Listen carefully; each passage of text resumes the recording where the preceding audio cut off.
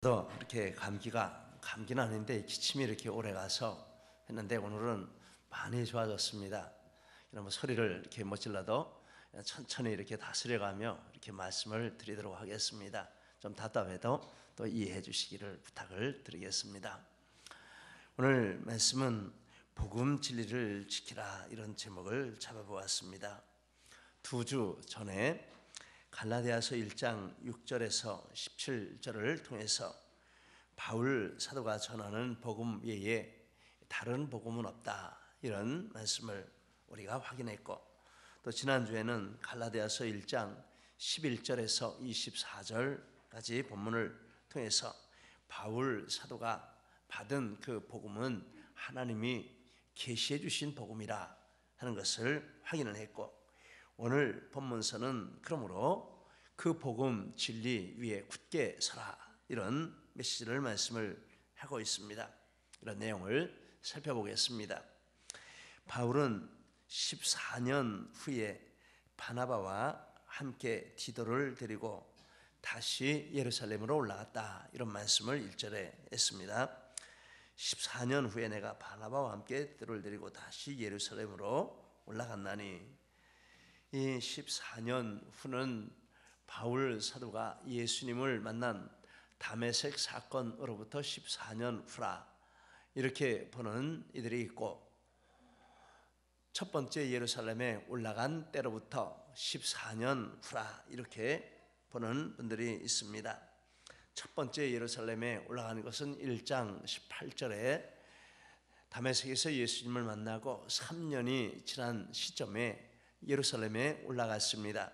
그때부터 14년 후라, 이렇게 보는 사람들이 있습니다.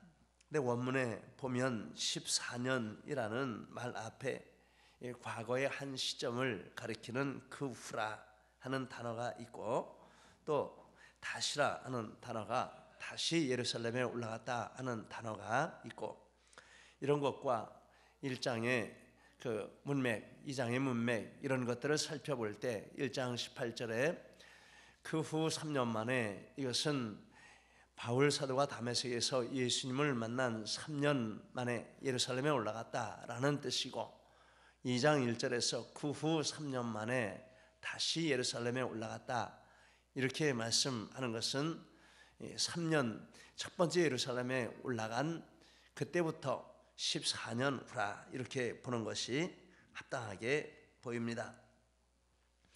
여기서 잠깐 바울 사도의 연대표를 살펴보도록 하겠습니다. 제가 이렇게 프린트를 해서 나누어 드렸는데 그것을 잠깐 좀 보시기를 바랍니다. 1번서부터 18번까지 있고, 앞에 5년이라 하는 것은 주후 5년, 예수님이 주전과 주후를 나누는 영년에 태어나셨다, 이렇게 시대를 나누는 중심점에 예수님이 계시고요.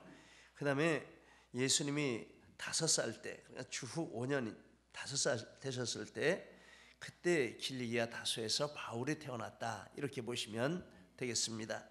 그리고 15년에 11살 때 예루살렘에 유학을 갔고 가말리엘 문화에서 공부를 했고, 33년에 다메섹에서 29세의 회심을 했고, 33년에서 36년, 29세 32세에 아라비아 3년을 지냈고, 그리고 36년 그때 1차 예루살렘 방문을 했고, 이것이 1장 18절에 나오는 그 예루살렘 방문을 가리키는 것입니다. 베드로를 만났고 15일을 체류했습니다. 그리고 36년에서 44년에 고향 다소로 내려가서 8년을 지냈는데, 8년 동안에 어떤 일을 했다 하는 것이 분명하게 성경에 나오질 않습니다. 그리고 45년 40세가 되었을 때 안디옥에서 바나바의 초청으로 1년간 공동 목회를 했습니다. 45년 끝에 2차 예루살렘 방문을 했습니다. 구제를 하기 위해서 안디옥 교회 성도들에게 헌금을 모아서 예루살렘을 두 번째 방문을 했고, 46년에서 48년에 1차 전도 여행을 했고, 49년에 44세 때 3차 예루살렘 방문을 했고, 이때 총회가 열렸고, 그리고 돌아와서 갈라디아서를 기록을 했습니다. 바로 2장 1절에서 14년 후라 하는 것은 바로 이것을 가리키는데, 4번에 5번에 36년에서부터 3차 예루살렘 49년 이 기간을 보면 대체로 14년 정도 기간이 된다 하는 것을 알 수 있습니다. 그리고 주후 50년에서 52년에 2차 전도 여행을 했고, 데살로니가전서 후서를 기록했고, 52년에 4차 예루살렘 2차 전도 여행을 마치고 예루살렘에 잠깐 들렸다가 다시 안디옥으로 가는 이런 일을 했습니다. 그리고 53년에서 57년에 3차 전도 여행을 했고, 고린도전서 후서 로마서를 기록했습니다. 57년 52세 때 5차 예루살렘 방문했고, 이때 유대인들에게 체포돼서 로마로 가는 일이 일어났습니다. 그래서 58년에서 60년 가이사랴에 구금이 되었고, 61년에서 63년 로마에서 1차 투옥했고, 이때 옥중서신으로 알려진 골로새서, 빌레몬서, 빌립보서, 에베소서 이 4개의 서신을 썼습니다. 63년에서 66년 석방되어서 서바나 스페인 선교 여행을 한 것으로 알려져 있고, 이때 디모데 전서와 디도서를 썼고, 가로 안에 히브리서라 이렇게 해놨는데, 히브리서 저자는 바울이라고 하는 분이 많지만은 아직 확정이 되지 않았기 때문에 가로 안에 넣었습니다. 그리고 67년 62세 때 로마 감옥에 2차로 갇혔고, 디모데 후서를 기록한 후에 네로 황제에게 순교를 했다. 이것이 바울 사도의 연대표입니다. 이 말씀을 이렇게 쭉 읽으면서 이때 나는 뭐 했지, 이때 나는 뭐 했지, 이런 생각을 하면서 이렇게 보았습니다. 참 바울 사도는 치열하게 하나님 복음을 위해서 살았다 하는 것을, 이런 연대표를 이렇게 읽어가면서도 또 이렇게 확인을 할 수 있었습니다. 그런데 이렇게 연대표에 따르면 이렇게 1차 방문 때 1장 18절에 그때부터 2장 1절에 본문에 의하면 2차 방문이고, 또 전체를 따지면 4년 전에 45년에 4년 전에 2차 구제를 위한 방문이고, 그 다음에 49년에 총회를 위한 방문이고, 전체를 따지면 세 번째이고, 본문의 흐름을 따지면 두 번째 예루살렘 방문을 했다 하는 것을 알 수 있습니다. 예루살렘 총회를 위해서 예루살렘에 갔는데, 그 총회의 의제는 할례 문제인 것을 우리가 알고 있습니다. 사도행전 15장 1절 이하에 보면, 유대에서 온 할례파들이 안디옥 교회에 와서 할례를 받아야 구원을 받는다 이런 주장을 했고, 그래서 바울과 그들 사이에 큰 싸움이 일어났고, 안디옥 교회가 이 문제는 우리 교회 한 교회만의 문제가 아니고 전체 교회가 다루어야 할 문제라 이런 인식을 하고, 예루살렘에 바나바와 바울을 보내면서 안디옥 교회 대표들을 몇 사람 같이 보냈습니다. 1절 말씀에 바울이 바나바와 함께 디도를 데리고 예루살렘에 올라갔다 하는 그 디도는 바로 이 안디옥 교회를 대표하는 인물 중에 한 사람이라 하는 것을 알 수 있습니다. 이렇게 예루살렘에 바울 사도가 올라갔습니다. 14년 후에. 그리고 예루살렘에 올라가서 지도자들을 만났습니다.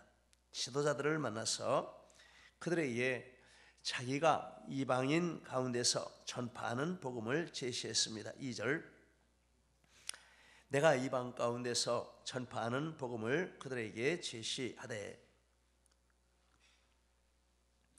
이 제시한다라는 말은 굉장히 겸손한 의미가 들어있는 단어입니다.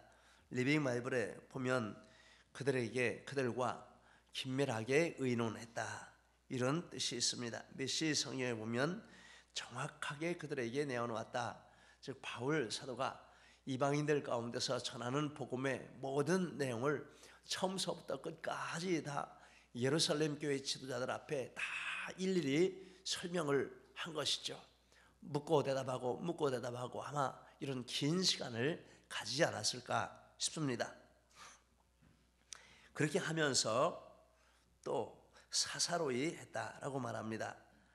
유력한 자들에게 사사로이 했는데 그 유력한 자들은 9절에 보니까 기둥같이 여기는 야고보와 게바와 요한 이들과 더불어서 예루살렘 교회 지도자들을 가리키는 것이죠. 사사로이 했다라는 것은 한 사람씩 개인적으로 만나서 정중하게 이야기를 했다, 이런 의미가 되겠습니다.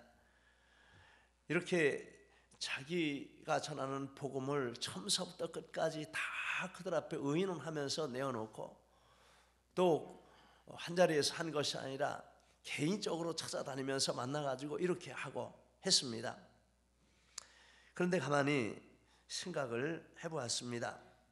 바울 사도는 이미 4년 전인 주후 45년에 예루살렘의 흉년이 들었을 때 안디옥 교회 성도들이 헌금한 구제금을 예루살렘 교회에 전달한 일이 있습니다. 사도행전 11장 30절에 나오고 있습니다. 그리고 1절의 말씀을 할 때쯤 되면 바울 사도가 많은 곳에 전도를 했기 때문에 바울 사도의 영향력 하에 있는 교회의 규모와 성도들의 규모가 예루살렘 교회의 지도자들의 영향력 하에 있는 교회의 규모 그리고 성도들의 숫자보다 훨씬 많았을 것이라 이렇게 생각할 수 있습니다. 그런데도 불구하고 바울 사도가 당신들은 11명, 12명씩이나 있으면서 또 그렇게 오래된 교회이면서 뭐 했어? 이렇게 할 수도 있는데 그렇게 하지 않고 자기가 직접 예루살렘에 올라가서 일일이 사도들을 만나서 자기가 사역하는 것들을 다 이렇게 보고 형식으로 이렇게 이야기를 했다라는 것입니다. 참 겸손하게 한 것입니다. 그런데 그렇게 한 이유가 있는데 이렇게 겸손히 한 것은 하나님 일에 손해되지 않게 하려는 것이라 이런 말씀을 했습니다. 2절 하반절에 내가 다름질하는 것이나 다름질한 것이 헛되지 않게 하려 함이라. 인간적으로 비교하면 자기가 탁월할 수도 있고 많은 열매를 거뒀다 이렇게 말할 수도 있지만 만약에 그런 것들을 주장하면 자기 사역한 그 사역에 손해가 오게 된다라는 것입니다. 그리고 그 사역은 자기의 사역이 아니고 하나님의 일이죠. 하나님의 일에 손해가 오기 때문에 바울은 개인적으로 못할 것이 없지만은 그러나 그들에게 겸손하게 낮추고 일일이 그들에게 설명을 하는 이런 모습을 보였다는 것을 알 수 있습니다. 바울은 여기서는 분명하게 말하지 않았지만 다른 데서 사역하는 자세를 분명하게 말씀을 하고 있습니다. 고린도후서 6장 3절에 우리가 이 직분이 비방을 받지 않게 하려고 무엇이든지 아무에게도 거리끼지 않게 하고, 고린도후서 8장 20절에 이것을 조심함은 우리가 맡은 이 거액의 연보로 인하여 아무도 우리를 회방하지 못하게 하려 함이라. 우리 사역자들은 항상 바울의 이와 같은 모습을 본받아야 할 줄 믿습니다. 외적으로 어떤 성공을 거두었거나 이런 것에 상관없이 늘 진심으로 하나님 앞에 사람 앞에 겸손하고 그래서 그를 통하여 하나님의 일이 헛되게 되지 않도록 조심하는 이것이 하나님의 일을 맡은 사람들의 기본적인 자세라 하는 교훈을 받습니다. 우리 그렇게 행하시기를 바랍니다. 그리고 또 하나의 목적이 있는데 그것은 연합하기 위한 것이라 하는 것입니다. 9절 말씀, 야고보와 게바와 요한도 내게 주신 은혜를 알므로 나와 바나바에게 친교의 악수를 하였으니. 이렇게 바울 사도가 그들을 찾아가서 먼저 그들에게 친근히 하고 또 접근하고 그리고 제3제사 이렇게 찾아가서 자기 이야기를 이렇게 하려고 할 때 그것이 이 예루살렘 사도들의 지도자들의 마음을 부드럽게 만든 것이고, 그리고 정말 경청할 수 있는 그런 자세를 분위기를 만든 것이고, 그리고 다 듣고 나서 그들이 바울 사도에게 이렇게 교제의 악수를 청했다, 이런 말씀입니다. 연합하게 되었다라는 것이죠.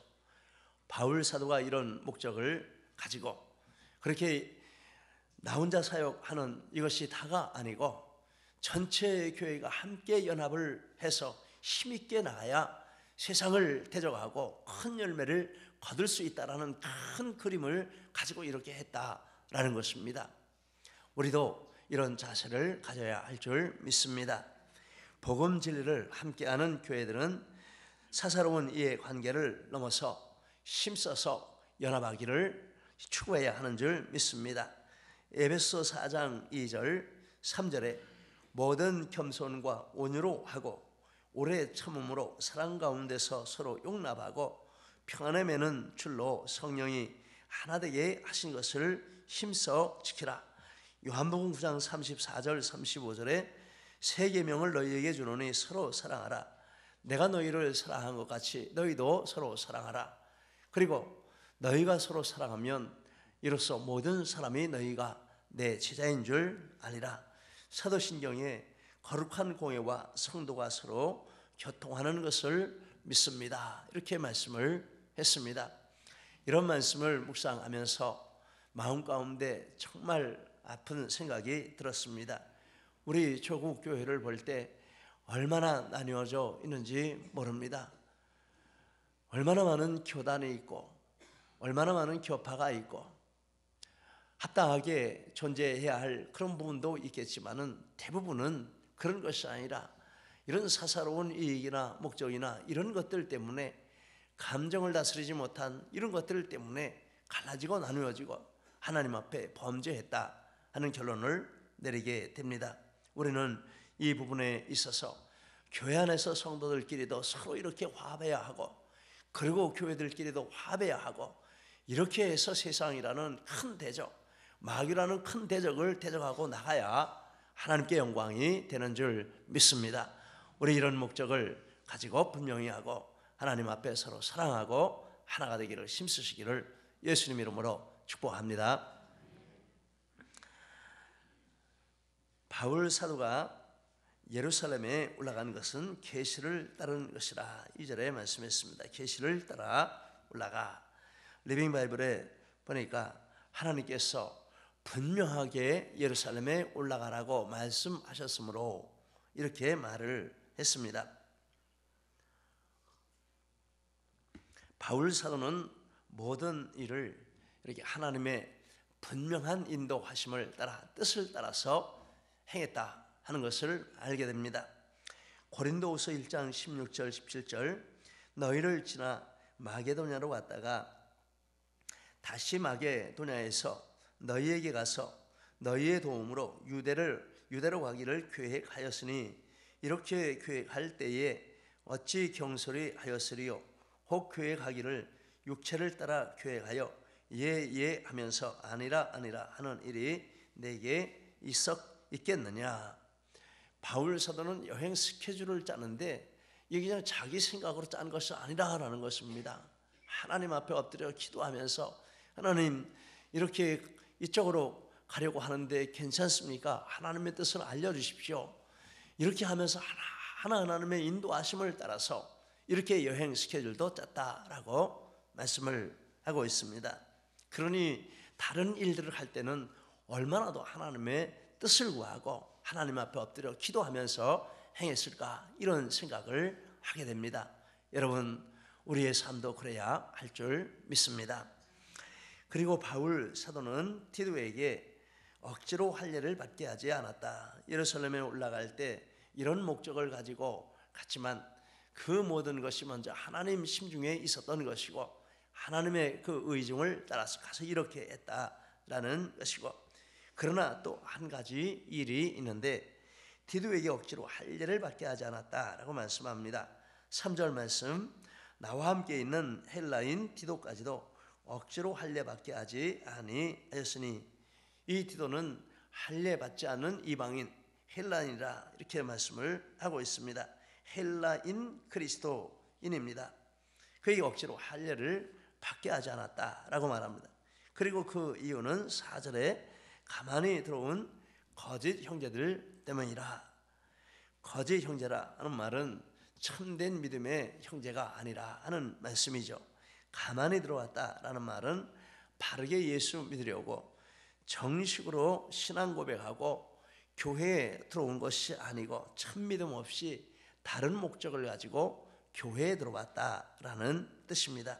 그리고 그들이 가만히 들어온 목적은 그리스도 예수 안에서 우리가 가진 자유를 엿보고 우리를 종으로 삼고자 함이라. 즉 할례를 주장함으로 다시 예수님이 우리에게 주셔서 믿음으로 말미암아 모든 죄가 사함받고 또 영적인 자유를 누리고 이런 것을 다시 율법 아래 끌어가서 율법을 지켜야 구원받는다, 이런 속박 아래 묶으려고 그런 목적을 가지고 왔다라는 것입니다.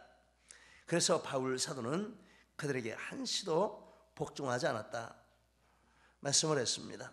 그리고 그 궁극적인 목적은 이 복음 진리가 항상 그들 가운데 있게 하기 위해서라 5절에 말씀을 했습니다.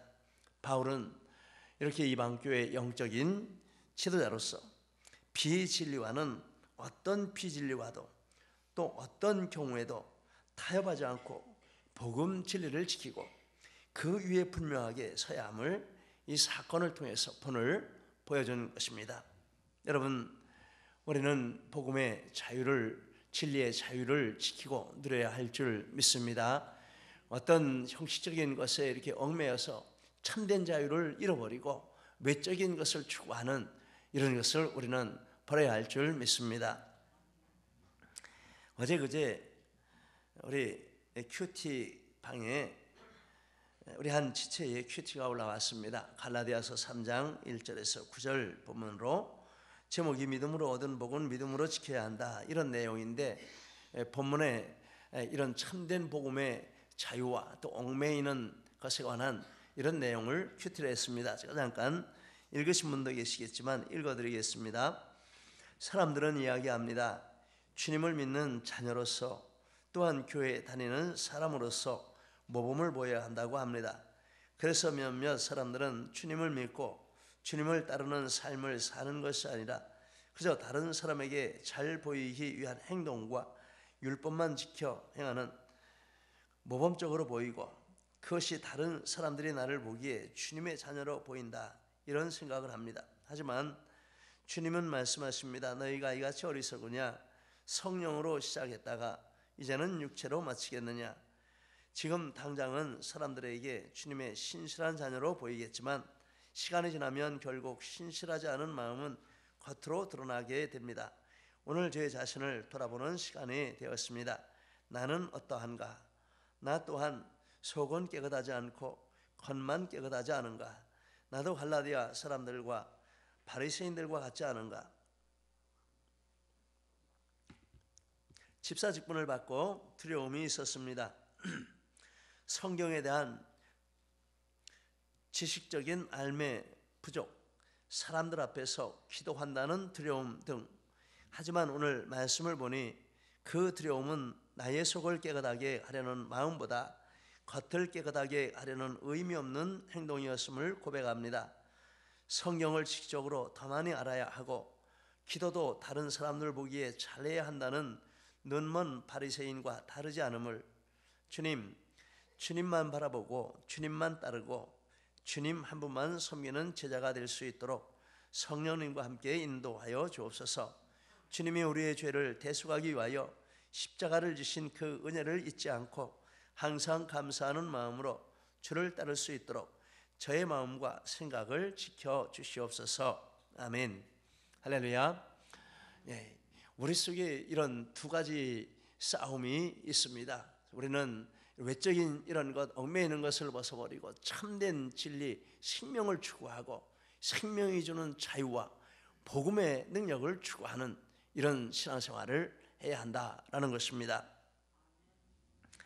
이렇게 해서 바울 사도가 디도에게도 강요하지 않고 내가 할례를 받고 싶으면 받고 말고 싶으면 마는 것이지 그것이 구원의 조건이 아니기 때문에 아무도 너에게 그것을 강요하도록 허락하지 않겠다, 이렇게 하는 것입니다.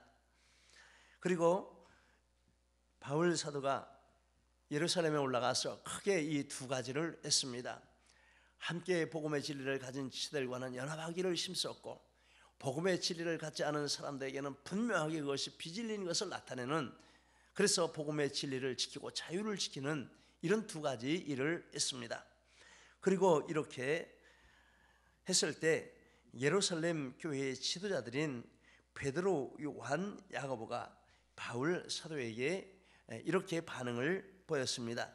그들은 바울에게 의무를 더해 주지 않았습니다. 6절 말씀, 저 유력한 이들은 내게 의무를 더하여 준 것이 없고, 즉 바울 사도의 말씀을 다 들어보니, 처음부터 끝까지 들어보니 여기에 무엇을 더해야 된다거나 여기서 무엇을 빼야 된다거나 이런 것이 아무것도 없는, 자기들이 받은 복음의 내용과 완전히 일치하는 그런 것이었다 하는 것을 알게 됐다라는 것입니다. 마치 깨진 그릇을 다 이렇게 맞추면은 그 이가 들어맞듯이 맞춰보니까 다 똑같은 것입니다. 정말 감사한 일입니다. 그래서 의무를 더해주지 않았다. 왜 그렇습니까? 복음 계시의 근원이 동일하므로 복음 계시의 내용도 동일하다. 지난주에 나눈 말씀입니다. 똑같이 하나님이, 똑같은 하나님이 똑같은 내용을 두 축에 주었기 때문에 비록 시간과 장소는 다를지라도 맞춰보니까 완전히 일치하는 이런 결과가 되었습니다. 얼마나 감사한 일인지 모르겠습니다.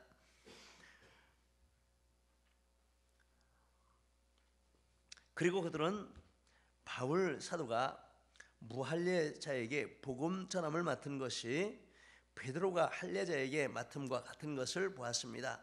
7절 말씀, 하나님께서 바울 사도에게 그 사역을 맡기셨다라는 것을 인정하게 된 것입니다. 8절, 베드로의 역사하사 그를 할례자의 사도로 삼으신 이가 또한 내게 역사하사 나를 이방인의 사도로 삼으셨느니라.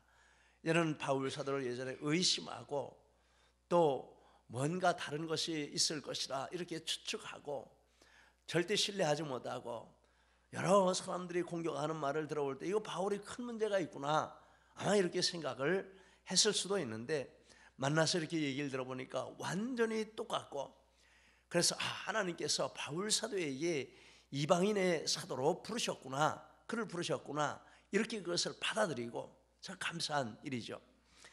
그렇게 해서 그들이 바울과 바나바에게 친교의 악수를 청했고, 바울은 이방인에게, 자기들은 할례자에게 가기로 했다라고 했습니다. 9절 말씀, 바울과 예루살렘의 사도들 사이에 믿음의 일치와 사역의 연합이 이루어졌습니다. 이제는 내 사역이 아니 다 하나님의 사역이고, 하나님이 이렇게 분담해 주었기 때문에 우리 믿음은 같은 것이고, 이제 사역은 우리가 연합해서 합시다.